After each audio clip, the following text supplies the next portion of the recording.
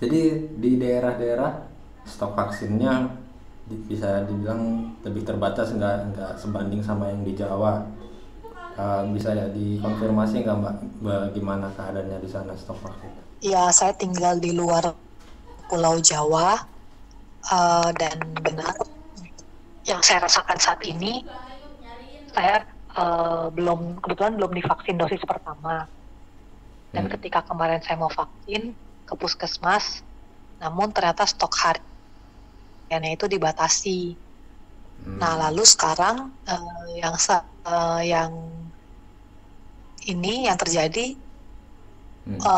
uh, diutamakan untuk orang-orang yang sudah vaksin dosis pertama dan ingin dosis kedua. Hmm. Jadi Hmm. sekarang vaksin dosis kedua yang diutamakan di sini dan dosis pertama untuk sementara ditiadakan dulu.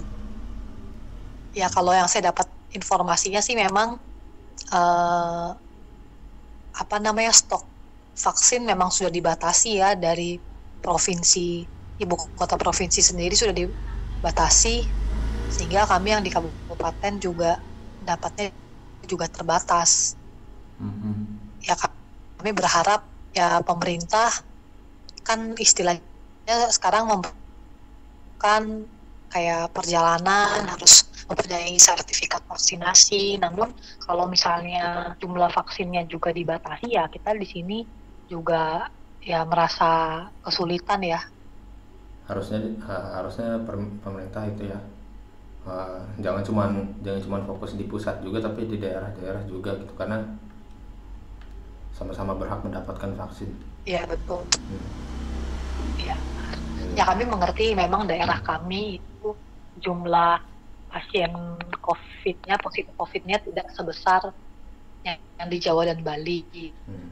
Namun memang selama PPKM ini tren positif COVID ini meningkat di kami, dan istilahnya antusiasme warga pun untuk menerima vaksin juga sekarang sudah mulai sadar sehingga ingin divaksin, dan juga karena itu tadi persyaratan perjalanan juga yang membutuhkan sertifikat vaksinasi, ya mau nggak mau ya orang yang tadi mungkin tidak mau divaksin atau masih takut ya harus harus divaksin gitu loh Mas. Iya. Kalau vaksin penderita COVID-nya di sana apakah bertambah atau udah mulai bisa dikendalikan jumlahnya, Mbak? Kalau sampai saat ini jumlahnya tergolong masih bisa dikendalikan ya, kita di bawah Hmm. 100 orang yang saya tahu tiap harinya, dan masih bisa dikendalikan, tapi trennya memang meningkat Hmm. selama semenjak PPKM darurat. Kayak kalau di pusat kan, kayak daerah kami ini banyak nih kayak adanya oknum-oknum yang memanfaatkan keadaan selama pandemi ini. Misalnya kalau di pusat ini lagi langka persediaan tabung oksigen gitu. Kalau di daerah apakah sama gitu juga? Kalau untuk tabung oksigen sendiri, yang saya tahu untuk saat ini masih mencukupi persediaan oksigennya. Nah, ya kembali lagi mungkin karena jumlah pasien yang dirawat di rumah sakit atau yang sedang isoman dan membutuhkan oksigen itu masih bisa mencukupi ya dari stok kita di sini. Oh, masih masih mencukupi ya? Sama ini sih paling kalau daerah ini mungkin eh, eh, banyak masyarakat yang masih ketakutan untuk vaksinasi karena informasi-informasi yang diterima masyarakat itu kebanyakan yang negatif gitu loh, tidak sebanding dengan mungkin sosialisasi dari pemerintah atau sosialisasi ya terutama di media sosial lah ya, yang harusnya semakin gencar bahwa vaksin ini memang efektif, ampuh dan aman gitu. Itu Oh, sih Mas sosialisasinya nih. mereka mendengar informasi kalau vaksin ini ada efek samping yang tidak diinginkan gitu ya, Mbak? Ya, apa istilahnya kan Hmm. kayak media sosial itu Hmm. kebanyakan gitu ya atau enggak ya biasanya kan ada kayak video yang di forward terus berkali-kali atau informasi yang di forward berkali-kali itu kan kebanyakan yang negatif gitu kan, yang diterima masyarakat. Nah itu sehingga masyarakat yang membaca itu atau melihat video itu bisa mempengaruhi orang lain juga nih, tetangganya, keluarganya untuk tidak divaksin. Gitu. Jadi itulah menjadi tantangan juga di sini sebenarnya. Ya. Terutama mungkin yang di kalau bisa dibilang di pulau-pulau kecil ya Mas ya.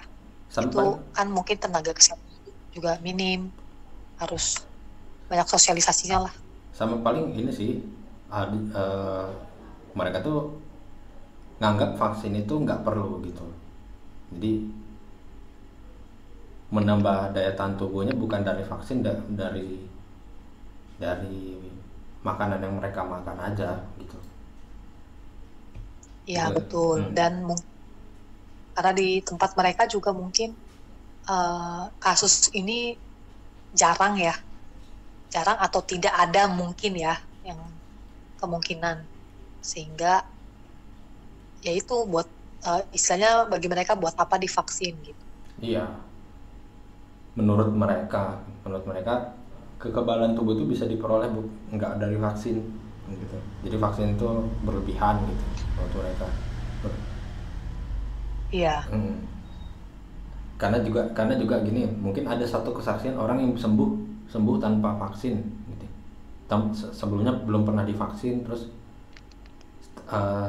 sebelumnya dites hasilnya positif, terus beberapa hari kemudian dites lagi udah negatif. Itu tanpa dia ini kan, maksudnya tanpa dapat perawatan tertentu, dan dia juga sebelumnya belum pernah divaksin. Jadi belum divaksin dan belum ditangani apa-apa aja bisa sembuh sendiri gitu.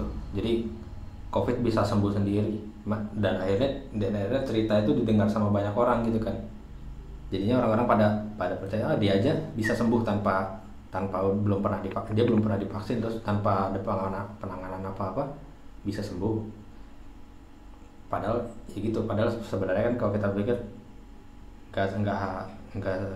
nggak bisa dijadiin patokan semua orang seperti orang yang tersebut tadi, yang udah sembuh tanpa ada penanganan, tanpa pernah divaksin gitu kan. Iya betul Mas.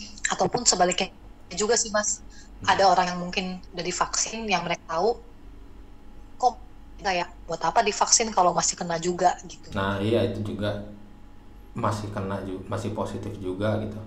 Nah kalau di daerah pusat ini kan masalahnya bukan karena stok vaksinnya kurang, tapi justru kesadaran orang untuk divaksin itu minim gitu Bang. Sebenarnya sih kalau menurut pandangan saya ya Mas, memang harus diakui pemerintah ini sosialisasinya kurang ke masyarakat. Jadi maksudnya mungkin ya memang sih melalui medsos gitu, tapi kan kayak orang-orang kan tadi lebih spesifik ke orang-orang yang di perdesaan atau di daerah-daerah terpencil ya kan. Iya. Atau mungkin walaupun di kota-kota juga ada ya, tapi kan jumlahnya mungkin tidak sebanyak di daerah-daerah itu kan.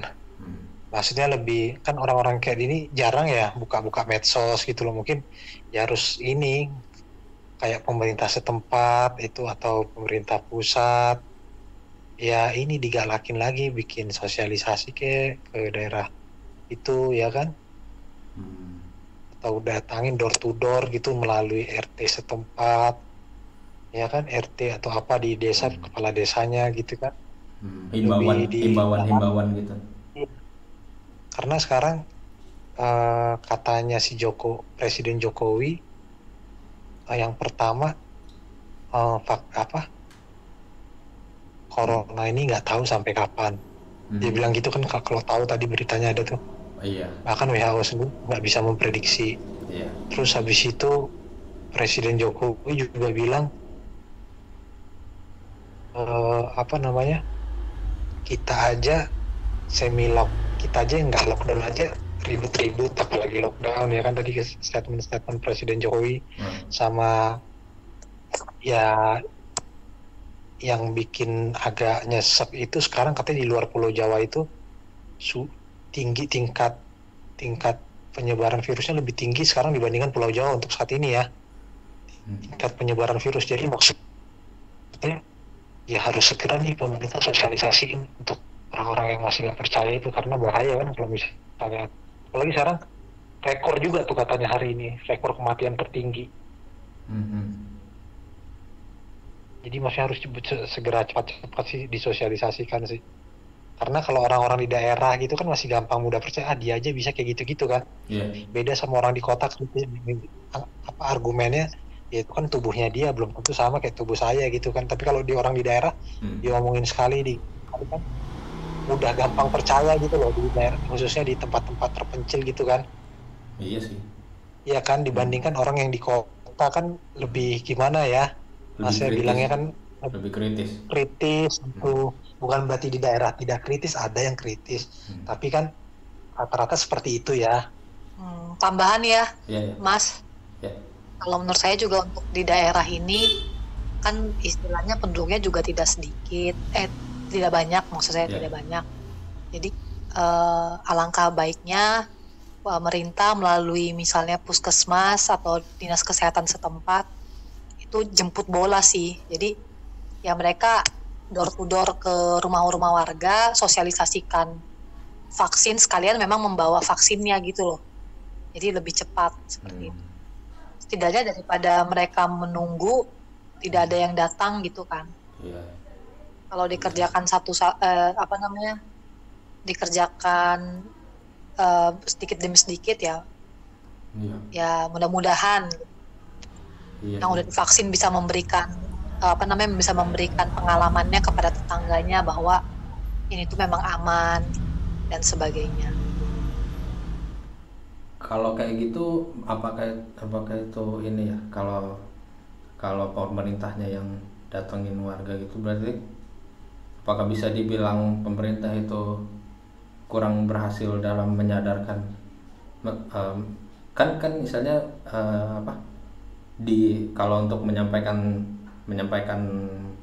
sosialisasi penyuluhan kan lewat ini program di TV misalnya kan, program layanan masyarakat gitu. Berarti kalau secara general gitu dia kurang berhasil ya.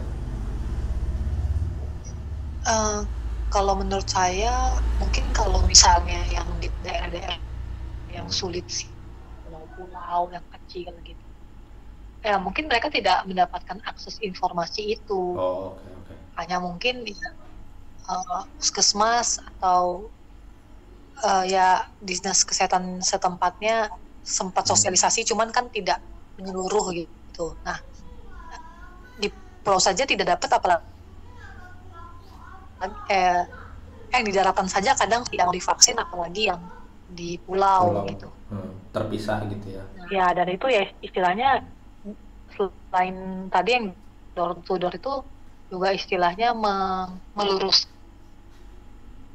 di masyarakat yang sudah terlanjur menyebar. Ya saya bisa bilang juga sama sih, memang sosialisasinya pemerintah sosialisasinya kurang gencar dan kayak kurang bisa meyakinkan. Iya, berarti kan kayak berkomunikasi itu kan dua tuh, satu yang melempar pesan, satu yang menerima pesan gitu kan. Berarti ini problemnya dia yang melempar pesan apa yang menerima pesannya, atau dua-duanya, atau masalahnya ada di dua-duanya gitu. Dua-duanya ada masalah. Ya.